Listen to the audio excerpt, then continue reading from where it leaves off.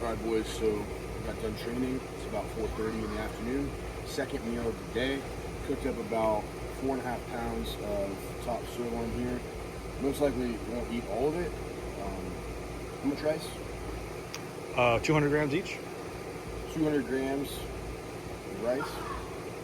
And got a very lean cut of meat here, so we do have a healthy source of fats. And if you're serving rice here, use my code at Costco to save $0. $15 though for 2,700 calories. Not a bad deal, especially when we're eating. We could have eaten ribeye for twice the price and less protein. So this is each macronutrient is kind of single sourced, which a lot of people don't like that. Like water, salted water, salt. It's strength, it's power. So upper body session today. I did bench, pull ups, some arms, and yeah, keep it simple. See you boys tomorrow. All right, boys, another training session here. And as I mentioned, today was primarily an upper body session. I started with the bench press.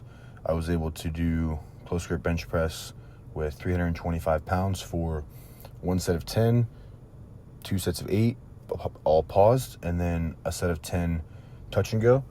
So for a starting point, and for my rib not being at 100% quite yet, still having a little bit of pain, so just the touch point on the bench press still being a little bit sensitive. I can't really sink the way as aggressively as I would like to. All that being said, still a pretty good starting point. Upper body strength is still quite high. I just have to condition kind of the actual sternum and the rest of the involved, joints and everything on the bench press to display that strength. But overhead press strength is almost as strong as it's ever been. I was able to behind the neck press 120 kilos for a set of 4. And that's strict press, no leg drive, just strict behind the neck press. So really happy with that. It's only about 5 kilos below my best set of 5. You can see even there kind of rubbing the sternum and the ribs, just not really feeling great. So I have a little bit of a rib flare on my right side, and I'm not exactly sure what's going on. I'm going to try to see a chiropractor soon and get all that sorted out. On the left side, just the impact was a bit painful, so I was having to touch a little bit lighter, which is okay. It gives probably a little bit more time and attention, a little bit more of like a hypertrophic effect. But I will say that it just does detract a little bit from my overall tension and power that I'm able to generate. So as you can see here, using the Nike Power Bar, I have gotten a lot of questions about this bar because obviously it's fairly new, and Nike kind of being involved in the industry is obviously very interesting. I will say that I really do like the bar for both bench press and deadlifts. I'm not really squatting at a super high frequency currently. I just have a bit of a lingering quad issue that I'm not really trying to exacerbate by squatting, because it just seems to make it worse. So currently not really doing much squatting, but I will say this bar is pretty much comparable to most of the other power bars in the market. I really like it for deadlift personally. I've done, I want to say 765 for a few reps and 725 for just under 10 reps with the bar. So it holds up quite nicely. It's a high quality bar. I would definitely recommend it if you're, in the market for a bar, and I'm not exactly sure of the price point, but pretty good bar. I have quite a few.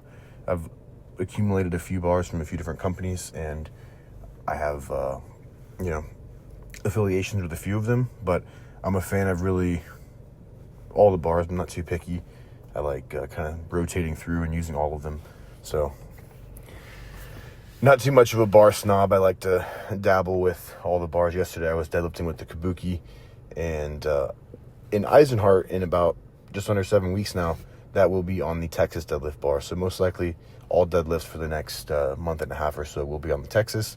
And then I might even switch back to doing a bit of power bar deadlifting, because I do find that to be a bit better just for general strength, a little bit less specific, a little bit less technique involved, and just removing the slack and making sure that, it's an efficient deadlift.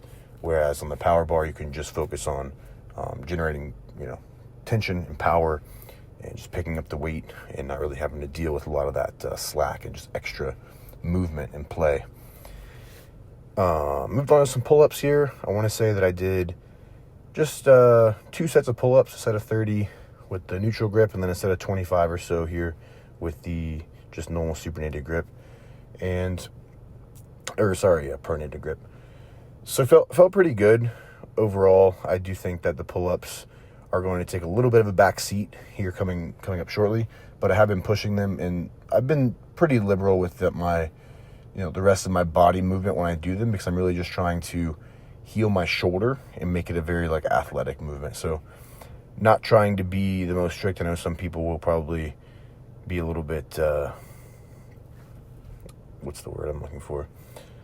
Just a little bit critical of the pull-up technique, but for me, it's serving its purpose, and you just have to look at that. I think with all exercise selection is what is the intention that you're doing it with, and if it fulfills that intention, then it doesn't really matter what other people are thinking about the exercises you're doing.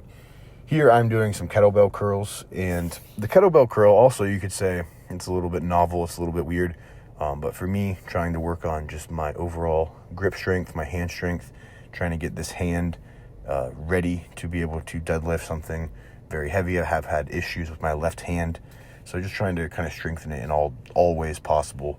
Doing some mixed grip deadlifts. I will still most likely be utilizing the hook grip for my maximal attempts, but training the mixed grip, in my opinion, can't hurt, at least this far out. Just getting a little bit of exposure and a little bit of extra just kind of raw strength worked up in that hand. I think that will be very beneficial. I'm right-handed, so my left hand obviously is always going to be a little bit just less coordinated and probably not quite as strong.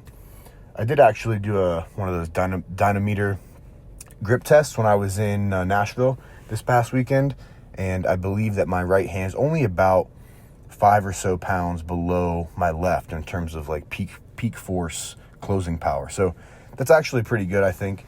I have always had a slightly larger left arm anatomically, and I'm not exactly sure the reasoning behind that, but it definitely not quite as coordinated, not quite as strong, but always a little bit larger, a little bit more vascular in that arm. So doing a little bit of posing in between sets, I always do enjoy doing a little bit of posing. I think that it's a little bit slept on these days.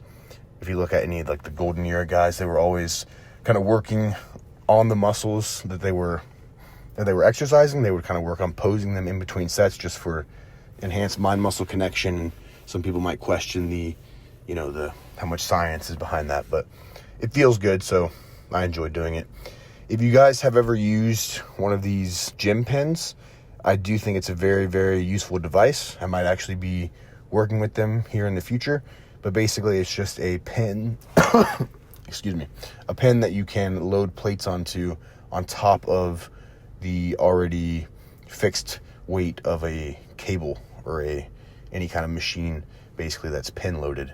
So really, really useful. I was able to do probably about 20 or so reps with the full stack, and then on the next set, you'll see I throw the gym pin on, throw an extra 50 kilos on, and I believe I can only get 6 reps, and then I fail the 7th and do a few little half reps. So overall, super simple workout.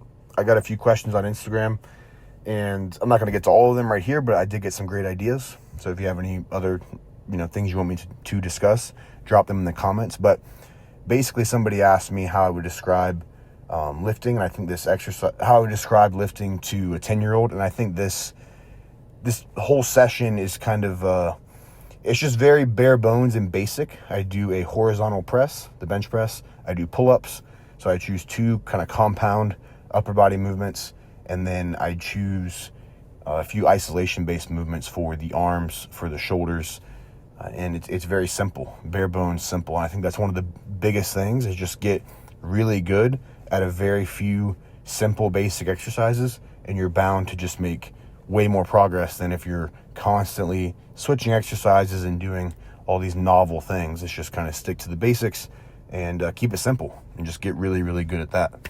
So it's not easy, but keep it simple. Hope you guys enjoyed, and I will see you in the next video.